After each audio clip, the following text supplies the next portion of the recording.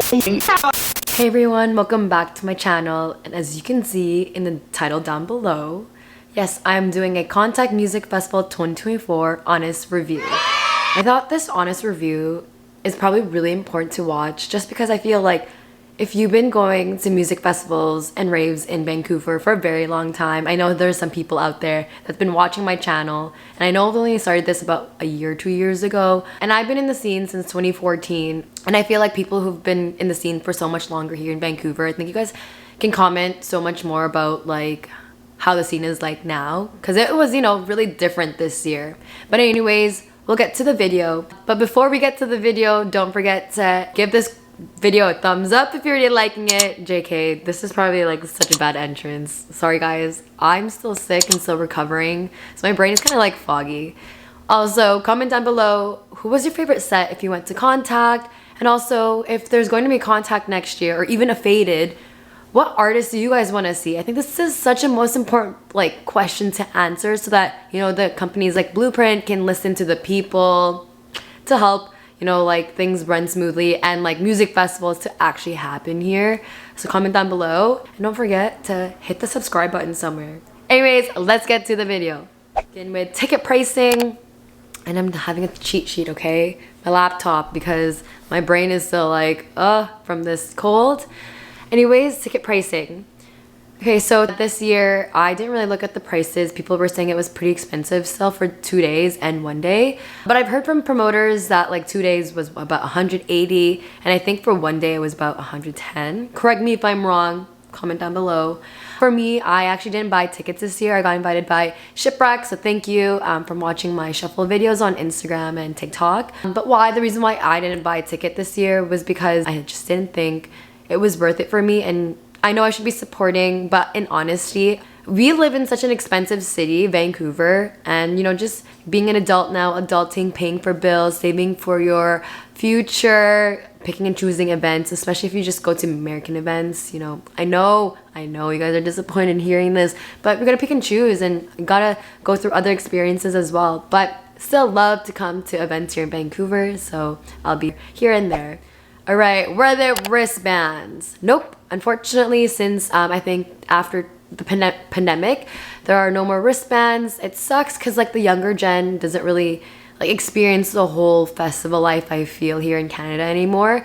Yes, hopefully in the future, if music festivals do arise again, wristbands could hopefully be a thing. Hopefully, maybe Blueprint. I don't know how much more it costs to print out or make wristbands, so yeah. Alright, so transportation, it's a easy peasy transportation to the Vancouver Convention Center. So Vancouver Convention Center, it is right at waterfront. You can take the Canada line, you can take the Expo line. For people coming from like North Vancouver, I know people who are watching this, some Americans as well, but anyways, the Vancouver people, I'm just gonna say this, you can take the water bus over, the sea bus, and if you're from outside of Vancouver, Canada, you can take Uber, taxi, transit, as I mentioned. You can even walk if your hotel is close by to the venue. And if you're also from the city or the Lower Mainland, you can drive as well.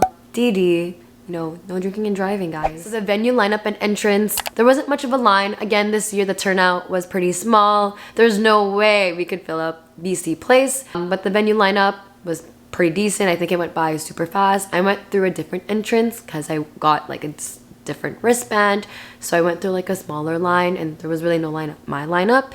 But at the regular entrance, it seems like there was like a little line, but not really. Like you got into the building right away, stayed out of the cold. We're inside the convention center right away, so no complaints there. Right, security, my favorite part. I always love talking about security. So security, there was of course lots of security. Security seems to know what they're doing this year.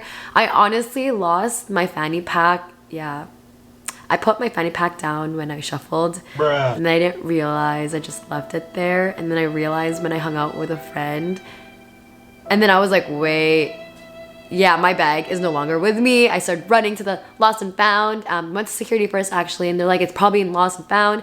Ran to lost and found, and a raver actually found my bag and gave it to lost and found, and literally like right away. So it's always nice to go to events like this because ravers, I find, usually super like cool and like nice. If it's a non-raver, I find that they would maybe steal, not give things back. So if you're a raver and you gave my fanny pack back. Thank you. It was my furry black bag. So if you're watching this, thank you so much. And there was also cops around, which was really, really nice. So again, for me, I always feel so safe in Canadian music festivals or Canadian events. Like, I think it's just so secure here versus America. I know Americans have police as well too, but I feel like the security, like, because I get really scared, they have more things going on in America.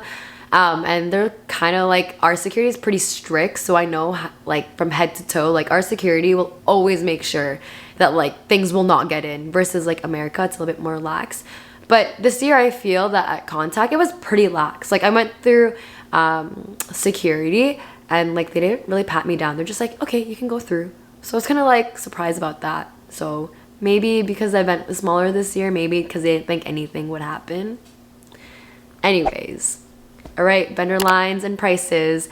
I honestly didn't go through so much of this. Like, I think because the venue was so small, I didn't really see much when I got to Contact this year, and I honestly wanted to live the moment. But I like, you know, I went to the bars. I think I only saw bars. I don't even think I saw any food. But you know, your typical bar prices, like $10 for a drink. I remember my friend got like 3 shots of like drinks, and oh my god, it was like $74. Yeah, I don't know about that. So, you know, your typical festival prices. There were also merch at Contact, but not so many compared to before, I feel. So here are some of the merch stands. All right, the vibes. Nothing can ever compare to America. Again, we don't have a big population, we have a smaller population. And rave culture, I feel, in Canada is always a little different from America, I feel. I feel like some ravers here embrace it like Americans, but like some ravers here are just like, yeah. If you've been to an American event, I think you understand. I didn't have any candy trades this year. So this is actually my first year not getting any candy trades. So that was very interesting.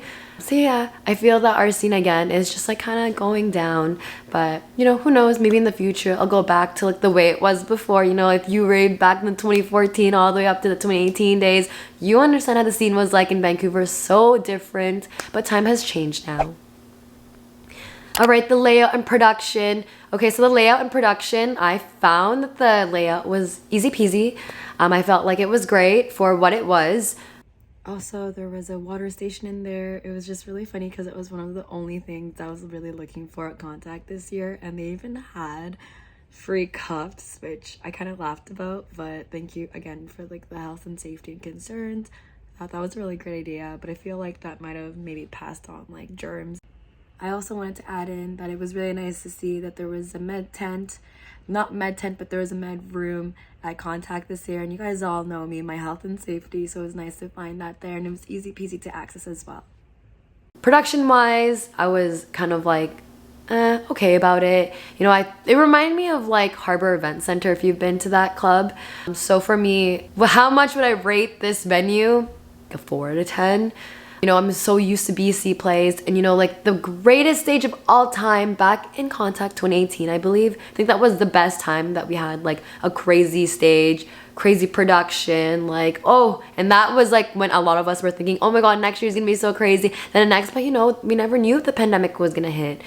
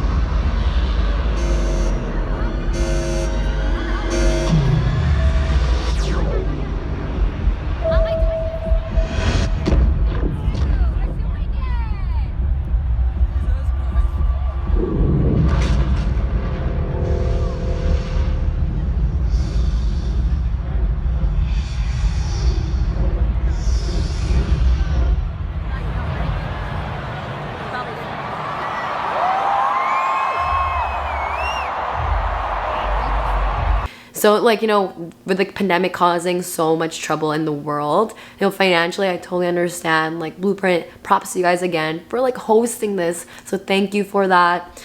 But yeah, production wise, I thought it was okay.